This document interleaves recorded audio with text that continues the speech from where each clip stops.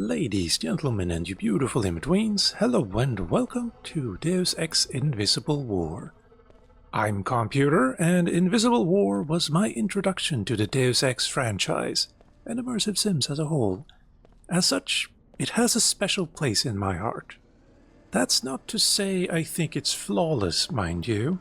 It is, in fact, deeply flawed. But it also has moments of beauty worth talking about.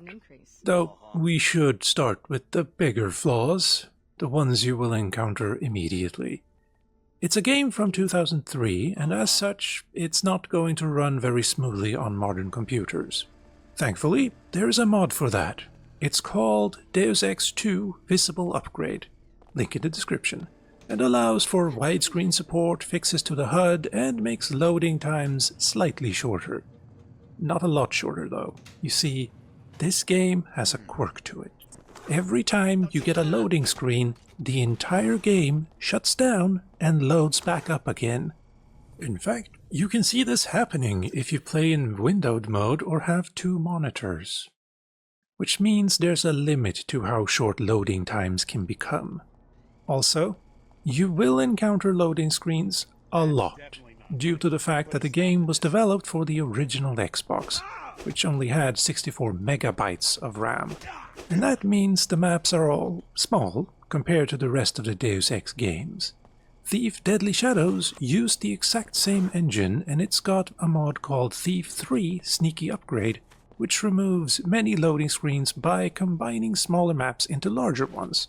If it's possible with Deadly Shadows, why not for Invisible War, you might ask? Because the two games were developed by two different teams, and the Deadly Shadows team released a software developer kit, or SDK for short, for their game, which contains a map editor. And sadly, the team that developed Invisible War still hasn't released an SDK for their game. And so, it is unlikely we'll ever see shorter or fewer loading screens in this game. But I sure would love to be wrong about that.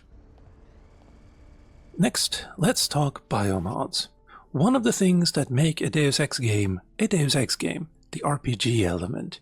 In Invisible War, your options are very limited. You have 5 slots, and each slot comes with 3 options, 2 legal ones and 1 black market. And that means there are 15 biomods, but you can only choose 5. Whereas in Deus Ex 1, there were 18, and you could choose 9. Or in Human Revolution and Mankind Divided, where you have over 20 to pick. So, limited options, and some of these seem mutually exclusive, I would say. Or just not very useful at all. For instance, regeneration isn't very useful. You will find more than enough healing kits or just food to eat to heal up, if you need it. Next is a vision enhancement that lets you see enemies highlighted when upgraded, or gives you just night vision. But there is a gun you can pick up that gives you infrared, like an infrared flashlight that only you can see, which is nice. So you don't really need either of these. And then there's the spy drone, which can be good for scouting out areas, and you can deliver a small EMP attack when it detonates, but it's not going to be enough to kill anyone. Also, this is a holdover from Deus Ex 1. I don't remember how useful it was in Deus Ex 1, but, well, it's an interesting choice. But I usually go with vision enhancement. But, none of them are great to me in this game. And then you have cranial biomods, where you either have the ability to hack things, and this is the only way you can hack computers. I don't think I've encountered a single computer in the world that you can interact with without having neural interface. But it's fun. It allows you to turn turrets into friends and sick robots onto your enemies. It's wonderful. It actually makes you feel like a bit of a hacker. On this other side, you won't find all that many computers to hack in the world. Next, you have a hazard drone, which provides protection from radiation, biotoxin, and other environmental hazards. Again, you won't find a lot of those either, and you can just heal through them with food or medkits. And then there's the cloak. And honestly, this late game, it's just kind of mandatory, unless you want to waste all of your ammo on really bullet-spongy enemies. This can just kind of make or break a run, to be honest. Yeah, late game, this rules, but early, this is fun. But you have to make that choice. And then, skeletal biomods. Electrostatic discharge allows you to EMP enemies when you melee them, which is really fun, and makes attacking robots a lot more interesting. And you don't really need it, but again, it's fun. And then thermal masking provides near invisibility to bots and mechanical units. So just like in Deus Ex 1, the cloaks come in two kinds. One that is against robots and one against human enemies. And finally, aggressive defense drone. Stops incoming rockets and grenades by detonating them mid-air before they reach the user.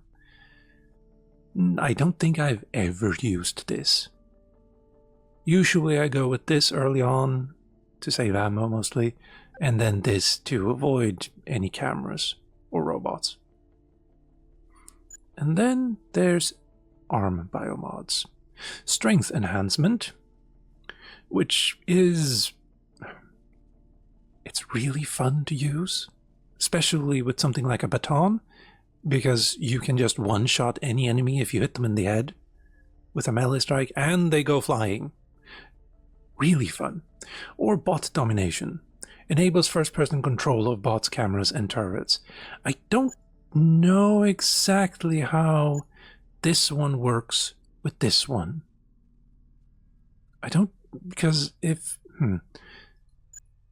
you can hack this, but if you pick cloak and then pick this, I don't know how you're gonna hack robots, because you won't be able to hack their computers.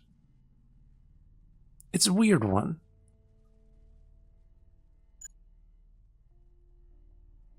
I think this just lets you turn off cameras, maybe. And this lets you control them. Well. And then Biotox Attack Drone. Fires non-lethal Biotox darts at all hostile targets.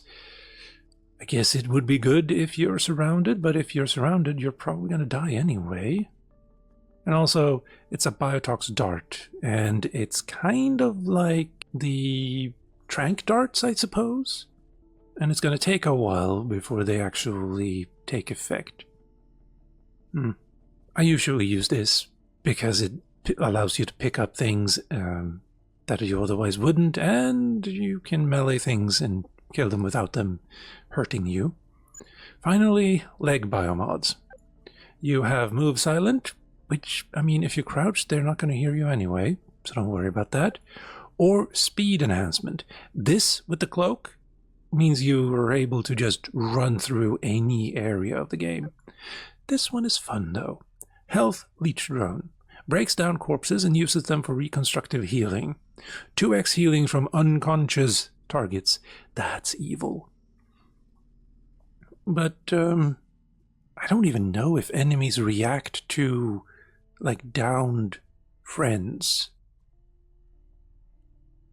I guess, I mean, you can just pick up a body and move it. But if you're lazy, I guess you could use this to just turn them into dust immediately. Yeah. But you have, as I said, very limited options, and some of them are not great. But the counterpoint is you can respec quite often and anywhere you want. Like, I'm not anywhere special right now, and if I want to, I could just switch this to vision enhancement right now. There. No worries. And you do get enough biomod canisters that you can respec several times fully at the end of the game. Or whenever you encounter a foe that you can't take on with your current biomods. But also, this is the only RPG element of the game. You don't have skills anymore. None whatsoever. But, yeah. Stealth just kind of beats everything, though. Like, that's just gonna be it. You know what? No, I only have one black mod. I was thinking maybe we should check out how this works. Let's install you and see what happens when we go to a place we can hack. There should be a small little thing over here. Right, you. This is an ATM, not a computer. Okay. Also, hacking cameras is really easy. Anyway, without the hacking biomod. There we go. You can do the same with that guy. And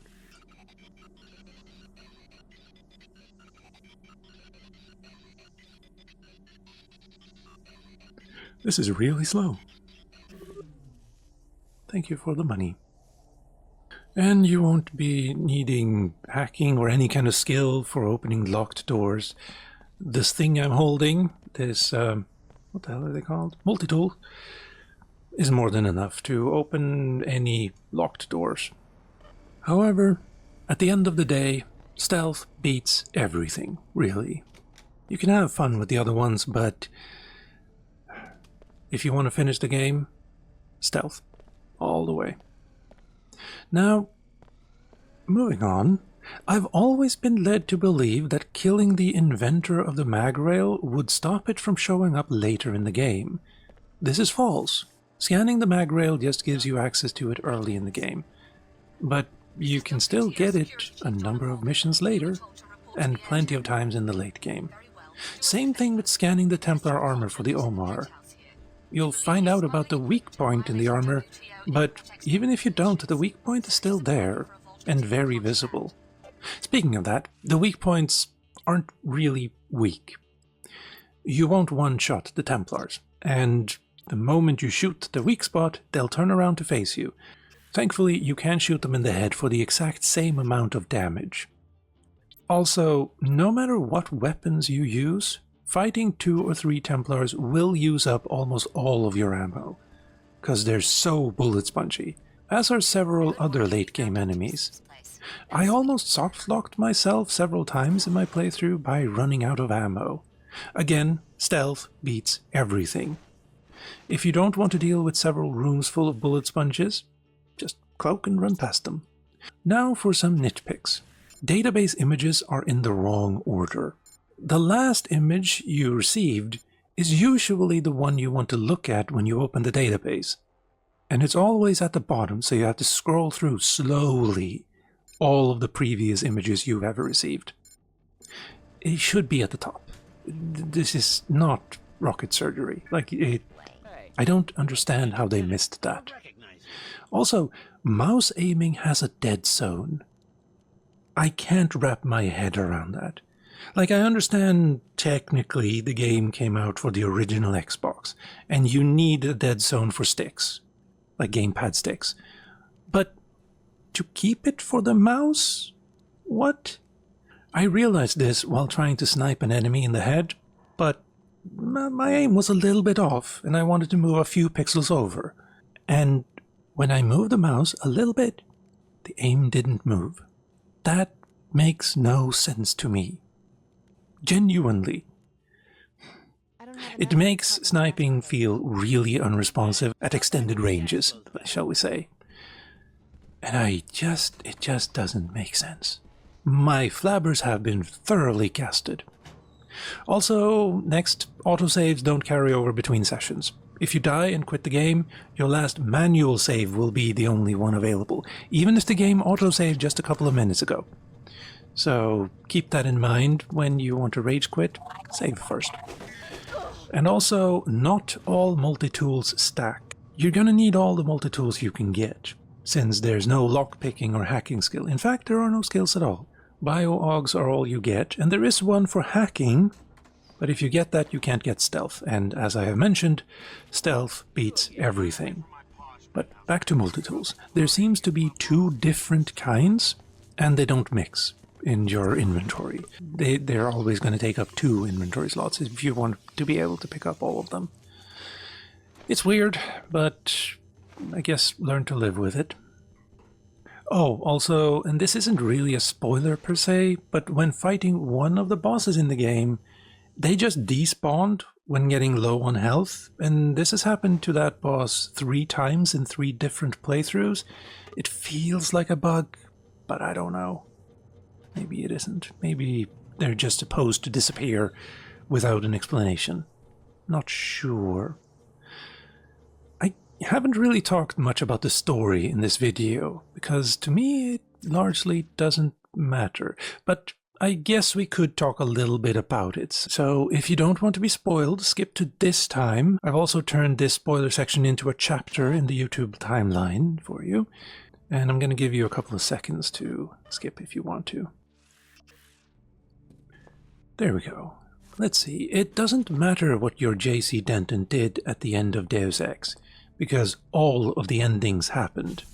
The original had 3 different endings: merge with Helios, destroy global communications, or keep the status quo by joining the Illuminati. What happened was that JC destroyed the telecommunications infrastructure, then merged with Helios, and intended to work with the Illuminati to rebuild society. And seemingly in keeping with that idea, every time you're given a choice in this game to side with a faction, each of the other factions will just forgive you and hope you'll side with them next time, until the very end. They'll still shoot at you, of course, but they'll always allow you to come back to the fold if you want. Conversely, if you've sided with, say, the Templars the entire game to make sure you don't have to fight the Templar armors, you can still betray them at the end and help JC. What I mean to say is, there are no consequences for your actions, really, which gives you a feeling of freedom, perhaps, but it is narratively disappointing. There are a few plot twists in the game, but if you've played the Deus Ex, those twists will be visible to you from a mile away. Actually, even if you haven't played the originals before. During the course of the game, you'll interact with 2 coffee shops, Queequays and Pequods, that are having a commercial war. After a while, you find out that they're both owned by the same company. Similarly, the Order and the World Trade Organization will both try to recruit you to fight each other, until you eventually find that they're both being controlled by the revived Illuminati. But at least this game doesn't spell out to you the entire plotline of the game in the intro, like the original did. Now, let's talk positives. The lighting engine is absolutely magnificent. Even by today's standards, it's awesome, but in 2003, it was revolutionary. I absolutely love how the light plays. Just everything casts a shadow. Everything casts a shadow. And it looks amazing. I absolutely love throwing like flaming barrels and seeing them rolling around, because you can see it's just great. I just love it. It's amazing. Also, really good sound design and music. It's not as evocative as the original Deus Ex, because there's a different composer, but it works, and I like it. Also, the game has really excellent architecture. The small maps and short sightlines means that what's up and personal has to sell the world, and it does. Like, the arcology really feels majestic, and it kind of works together with the lighting engine, I feel. But it feels good, even though it is rather claustrophobic by other Deus Ex game standards. And also, really inspired ragdoll physics. 10 out of 10, 5 stars. The best ragdoll physics any game has ever had. I don't think even modern games don't have as nice ragdoll physics as this game does. it's just fun. It really is just good fun. I've never had so much fun throwing a body around as in this game. Also, using a sniper rifle is... I keep using the word fun, but that's what it is. You shoot an enemy in the head and a few frames later you see their feet spinning into view. It's marvelous. It's just good. And I really wish more games would take note and just kind of emulate it, because I have never seen any game has as good ragdoll physics as this game. It's just fun. And I think that is the point, and why I've always loved this game. Even though I didn't play the original until this year. It's fun. Sure, the maps are small, sometimes downright claustrophobic, but aside from the walking bullet sponges in the late game, combat is just damn fun. And it's beautiful to look at. Finally, it is short, compared to both the original Deus Ex and the prequels. It took me around 14.5 hours for a completionist run, where I did every single quest and pick up pretty much every single weapon. And yeah, short, which means it doesn't outstay its welcome. But I like it. I just wish they would have released an SDK for it, so that modding could let it shine in the modern era. But with all of that said and done, ladies, gentlemen, and you beautiful in-betweens, I've been Calmputer, this has been Deus Ex Invisible War, thank you for watching, and I hope you'll tune in next time.